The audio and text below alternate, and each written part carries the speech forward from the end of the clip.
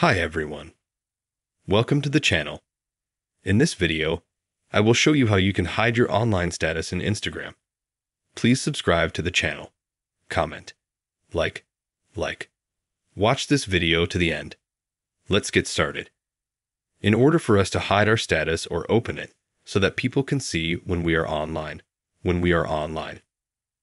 need to go to Instagram. Then we need to open our profile.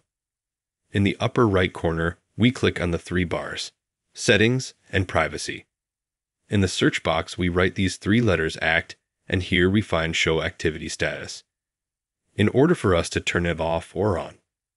If you don't want your friends to see that you are online, you disable this status. If you want to turn it on, you go in and turn it on. These are simple, easy ways to hide your Instagram status.